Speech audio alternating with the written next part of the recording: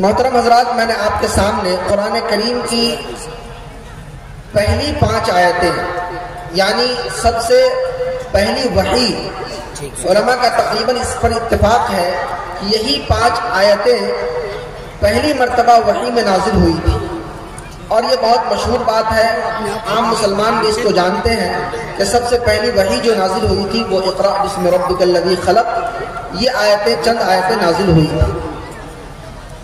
چونکہ اس پروگرام کا نام ہی ہے تعلیمی بیداری کانفرنس، اس لیے میں نے اس آیت کو یا ان چند آیتوں کو اپنے موضوع سخن کے لیے چنا ہے۔ اس سلسلے میں چند باتیں آپ کے سامنے عرض کر کے اپنے وقت پہ انشاءاللہ رخصت ہو جاؤں گا۔ تو اللہ تبارک و تعالیٰ نے ان چند آیتوں میں جو پیغام دیا ہے انسانوں کو، پوری انسانیت کو، وہ پیغام یہ ہے، سب سے پہلا حکم تو یہ ہے کہ اقرا، پڑھو۔ بہت سارے لوگ اس اقرا پر ہی رک جاتے ہیں، اس اقرا پر ہی رک جاتے ہیں اور کہتے ہیں کہ اسلام نے دینی یا دنیاوی تعلیم کا کوئی فرق نہیں کیا ہے، کوئی فرق نہیں کیا ہے۔ لیکن سب سے پہلے تو لوگوں کو یہ سمجھنا چاہیے کہ دینی تعلیم کس کو کہتے ہیں اور دنیاوی تعلیم کس کو کہتے ہیں، اس کے بعد ہی اس موضوع پہ آیا جا سکتا ہے کہ اسلام نے دینی اور دنیاوی تعلیم کا فرق کیا ہے یا نہیں کیا ہے۔ دینی تعلیم کسے کہتے ہیں؟ دینی تعلیم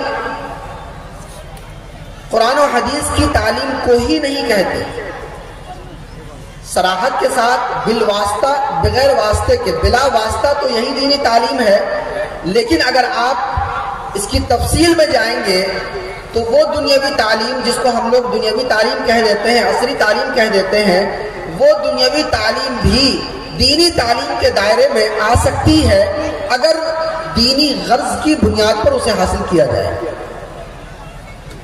آج کل جو دنیاوی علوم حاصل کیے جاتے ہیں، مثلا اسکول کالج کی تعلیم کو دنیاوی تعلیم کہا جاتا ہے، تو یہ جو علوم حاصل کیے جاتے ہیں ان کا مقصد اگر دینی ہو، ایسا مقصد ہو جو دینی اغراض کے دائرے میں آتا ہو، تو وہ تعلیم بھی دینی ہو سکتی ہے۔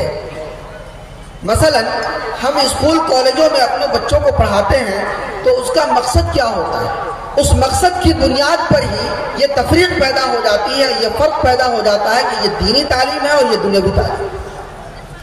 مقصد کیا ہوتا ہے؟ مقصد یہ ہوتا ہے کہ بچہ پیسہ کمانے کی مشین بن جائے، بچہ پیسہ کمانے کی مشین بن جائے۔ یہی مقصد جو ہوتا ہے، یہی مقصد اس کو دینی تعلیم کے دائرے میں لانے سے مانع ہوتی ہے اور رکاوٹ بن جاتی ہے۔ اگر ہم اسکول اور کالجوں کی تعلیم کو بھی اس مقصد سے حاصل کریں تاکہ ہم اس کے ذریعے انسانیت کے لیے کچھ بھلا کر سکیں، کچھ خیر خواہی کا کام کر سکیں، تو وہ بھی دینی تعلیم کے دائرے میں آ جائے گی۔ بات سمجھ میں آ رہی ہے شاید؟ تو یہ فرق جو کیا جاتا ہے دینی تعلیم اور دنیاوی تعلیم، یہ مقصد کی بنیاد پر فرق ہوگا۔ مدرسوں کی تعلیم اور اسکول کالجوں کی تعلیم کی بنیاد پر اس کا فرق کرنا، اس میں تفریق کرنا، یہ درست نہیں ہے، یہ درست نہیں ہے۔ لیکن عموماً اسکول کالجوں میں پڑھانے کا مقصد ہی یہی ہوتا ہے کہ ہمارا بچہ پیسہ کمانے کی مشین بن جائے، اس لیے اس کو دنیاوی تعلیم کہہ دیا جاتا ہے، اور اس مقصد کی بنیاد پر اگر اسے دنیاوی تعلیم کہا جائے تو درست بھی ہے، درست بھی ہے۔ میں نے یہ باتیں کیوں کہی؟ اس لیے میں نے شروع میں یہ بات کہی تھی کہ لوگ صرف اقرا پر رک جاتے ہیں، کہتے ہیں کہ اسلام نے یا قرآن نے صرف پڑھنے کو کہا ہے، دینی یا دنیاوی تعلیم کا کوئی فرق نہیں کیا، اس کی کوئی تفریق نہیں کی ہے۔ یہ بات غلط ہے، اس لیے کہ اگر آپ آگے پیچھے سے کسی بھی جملے کو کاٹ کر کچھ بھی بنانا چاہیں وہ کچھ بھی بن جائے گا۔ ایسے ہی قرآن کے اس پیغام کو بھی کاٹ کر بیان کیا گیا، اس کے آگے نہیں پڑھتے، صرف اقرا کہتے ہیں۔ اقرا کا معنی تو ٹھیک ہے پڑھو، لیکن آگے بھی تو ہے، اقرا بسم ربک الذی خلق، کیسے پڑھو؟ اپنے اس رب کے نام سے پڑھو جس نے تمہیں پیدا کیا ہے. اپنے اس رب کے نام سے پڑھو جس نے تمہیں پیدا کیا ہے. اس کا مطلب یہ ہوا کہ اگر آپ دنیاوی تعلیم، مطلب یہ کہ اسکول کی تعلیم حاصل کریں یا کالج کی تعلیم حاصل کریں یا مدرسوں کی تعلیم حاصل کریں، اگر آپ کے پیش نظر بسم ربک الذی خلق ہے تو وہ دینی تعلیم ہے، اس کو دنیاوی تعلیم نہیں کہہ سکتے. اور اگر خدا نخواستہ آپ نے اپنے بچوں کو مدرسوں میں ہی پڑھایا لیکن اس میں بھی بسم ربک الذی خلق پیش نظر نہیں ہے تو مدرسوں میں پڑھنے کے باوجود وہ دنیاوی تعلیم ہے، وہ دینی تعلیم نہیں ہے. بات شاید سمجھ میں آ رہی ہوگی. تو مفسرین نے لکھا ہے کہ بسم ربک الذی خلق کی قید لگی ہوئی ہے. قید کا مطلب یہ ہوتا ہے کہ اس کے بغیر آپ اس کے معنی و مفہوم کو سمجھ نہیں سکتے ہیں. اگر آپ سمجھ رہے ہیں اس کے بغیر یا سمجھا رہے ہیں تو آپ یا تو خود مغالطے میں ہیں یا دوسرے کو مغالطے میں ڈالنا چاہتے ہیں. اس لیے ان تمام حضرات سے، خاص طور پر عصری درسگاہوں سے جڑے ہوئے جو حضرات ہیں، وہ یہ مسکنسیپشن کرتے ہیں. مطلب یہ کہ مغالطے میں ڈالتے ہیں لوگوں کو، کہتے ہیں قرآن نے صرف اقرا کہا ہے، اسی لیے اقرا کے نام پر بھی بہت ساری درسگاہیں ہیں، اقرا اکیڈمی ہے، اقرا فلاں ہے، اقرا فلاں ہے، تو اقرا پر ہی رک جاتے ہیں. اس لیے یہ غلط مفہوم اور غلط معنی پیدا ہوتا ہے. مفسرین نے لکھا ہے کہ بسم ربک الذی خلق کی قید سے یہ پتہ چلتا ہے کہ وہ علوم جس میں لوگوں کی خیرخواہی، انسانیت کی بھلائی پیش نظر نہ ہو، مقصد صرف یہ ہو کہ بھائی اس کی زندگی سیٹل ہو جائے، تو ایسے علوم کو کبھی بھی دوسروں کے لیے خیرخواہی کا ذریعہ نہیں بنایا جا سکتا. اگر آپ مدرسوں میں پڑھ رہے ہیں اور اس میں بھی مقصد یہ ہے کہ بھائی بڑے ہو کر بڑے مقرر بن جائیں گے یا بڑے عالم بن جائیں گے اور شہرت ہو جائے گی اور پیسے کمائیں گے، تو وہ دینی علوم بھی دنیاوی علوم کے دائرے میں آتا ہے. اس لیے اللہ کے واسطے صرف اقرا پر نہ رکا کریں بلکہ اقرا کے ساتھ بسم ربک الذی خلق بھی پڑھا کریں، تب قرآن کا اور اللہ کا صحیح پیغام سمجھ میں آئے گا اور لوگوں کو سمجھایا جا سکے گا. میں نے قرآن کریم کی ان چند آیتوں کے ساتھ ساتھ ایک حدیث پاک کا چھوٹا سا ٹکڑا بھی پیش کیا تھا. اس میں اللہ کے نبی صلی اللہ علیہ وسلم نے فرمایا ہے من ولد ولد فلیحسن اسمہ وادبہ. اس میں آخر میں جو لفظ ہے فلیحسن ادبہ، اس حدیث کا ترجمہ یہ ہے کہ اگر کسی کا کوئی بچہ پیدا ہوتا ہے تو اس کو یہ حکم دیا گیا ہے کہ وہ اس کا اچھا نام رکھے. کیا کرے؟ اچھا نام رکھے. اس کا کیا کرے؟ اچھا نام رکھے. یہ اچھا نام کیا ہوتا ہے آج کل معلوم ہے؟ اچھا نام کا مطلب یہ ہوتا ہے کہ ایسا نام جو پوری بستی میں نہ ہو، ایسا نام جو پورے خاندان میں نہ ہو، اس کو اچھا نام سمجھا جاتا ہے. تو میں آپ کو تھوڑی رہنمائی کر دیتا ہوں. میں نے کسی ویب سائٹ پہ دیکھا تھا کہ ایک تنظیم ہے جو پیسے لے کر ایسا نام تلاش کر کے دیتی ہے جو پوری دنیا میں نہ ہو. کیا ہو؟ پوری دنیا میں نہ ہو. آج کل تو ہے پیسہ پھینکیے تماشا دیکھیے. تو اگر چاہتے ہیں کہ پوری دنیا میں نہ ہو، میں نے اور وستار کر دیا، بستی اور ملک کیا، پوری دنیا میں ایسا نام نہیں ملے گا. تو پیسے پھینکیے اور ایسا نام لے آئیے جو پوری دنیا میں نہ ہو. بہرحال میرا وہ موضوع نہیں. تو اس میں کہا گیا فلیحسن اسمہ، اپنے اس بچے کا اچھا نام رکھے. اچھا نام قرآن و حدیث کی روشنی میں اگر آپ چاہتے ہیں تو اللہ کے نبی صلی اللہ علیہ وسلم نے فرمایا کہ سب سے پسندیدہ نام عبداللہ اور عبد الرحمن ہے. عبداللہ اور عبد الرحمن ہے، یا اس کے ہم معنی جو نام ہو وہ اچھے نام ہیں. لیکن اچھا نام آپ لوگ یہ سمجھتے ہیں کہ ایسا جو اینٹک ہو. کیا ہو؟ اسی لیے کسی نے اپنے بچی کا نام رکھ دیا منتشا. یہ منتشا پتہ نہیں کیا ہوتا ہے. ہم لوگ رات دن ڈکشنری دیکھتے ہیں، عربی اردو لغات دیکھتے رہتے ہیں، لیکن یہ منتشا نام یعنی اسم کے خانے میں یہ منتشا کا لفظ آتا ہی نہیں ہے.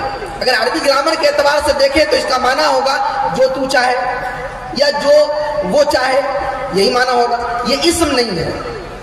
اس کو نام کے خانے میں اگر لائیں گے آپ یا کسی کا نام رکھیں گے تو اس کو محمل ہی سمجھا جائے. ایسے ہی بہت سارے نام ہیں, اینٹک نام رکھنے کے چکر میں لوگ پتہ نہیں کیا کیا رکھ دیتے ہیں. بہرحال تو اس حدیث کے اندر کہا گیا فَلْيُحْسِنْ اسْمَهُ, اس کا اچھا نام رکھیں. اور اگر خیر القرون کی بات میں کہوں, اس کی روشنی میں بات کہوں, تو آپ جان لیں کہ خیر القرون میں یعنی صحابہ کے زمانے میں اور اللہ کے نبی صلی اللہ علیہ وسلم کے اس روئے زمین پر بنفس نفیس رہتے ہوئے ایسا بھی ہوا ہے کہ باپ کا بھی نام عبداللہ اور بیٹا کا بھی نام عبداللہ, لیکن کسی کو برا نہیں لگا. یہاں اگر بستی میں ویسا نام ہو تو کہتے ہیں تو اس کا فلانوے کا نام ہے, یہ کہا کوئی سا نام رکھ دیا. خاندان میں ہے تو کہتے ہیں خاندان میں تو اس کا نام ایسا نام کہا رکھ دیا. اس کو لوگ برا سمجھتے ہیں, لیکن وہاں باپ بیٹا دونوں کا نام عبداللہ ہے نا. رئیس المنافقین عبداللہ ابن ابی ابن سلول, ان کے جو بیٹے, اس کے بیٹے مخلص صحابی, ان کا بھی نام عبداللہ, باپ اور باپ کا نام بھی عبداللہ.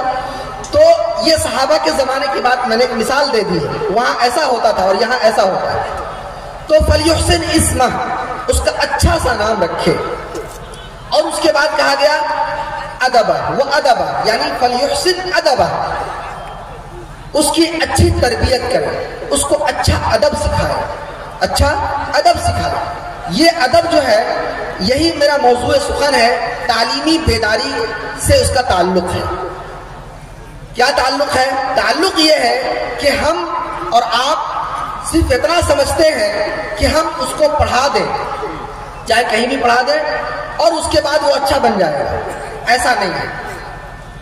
قرآن کریم کی روشنی میں اگر آپ دیکھیں تو وَيَتْلُو عَلَيْهِمْ آیاتِهِ کے ساتھ وَيُزَكِّيهِمْ بھی آتا ہے کہ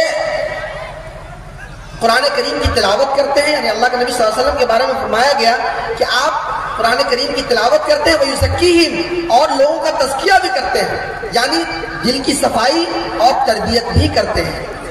تو تعلیم, کوئی بھی تعلیم ہو, چاہے آپ دنیاوی تعلیم لے لیں یا دینی تعلیم لے لیں, اگر اس کے ساتھ تربیت نہیں ہے تو وہ تعلیم ناقص ہے. وہ تعلیم ناقص ہے. اگر کسی مدرسے میں صرف قرآن و حدیث کے حروف, کالے کالے حروف پڑھائے جاتے ہیں اور بچوں کی تربیت نہیں کی جاتی ہے تو وہ دین کا مکمل علم نہیں ہے, وہ ناقص ہے.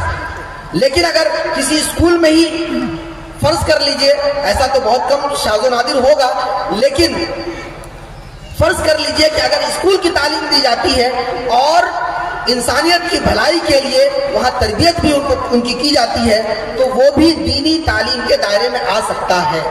اس لیے تعلیم کے ساتھ تربیت بھی ضروری ہے, تربیت بھی ضروری ہے.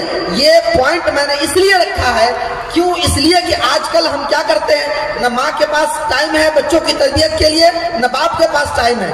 باپ گیا کمانے کے لیے اور ماں کیا کرتی ہے, ماں بھی آج کل کمانے جاتی ہے, اور بہت زیادہ کمانے نہیں گئی تو کم سے کم موبائل لے کے بیٹھ گئی, موبائل لے کر بیٹھ گئی اور بچوں کو بھیج دیا اسکول میں, اسکول کے حوالے کر دیا.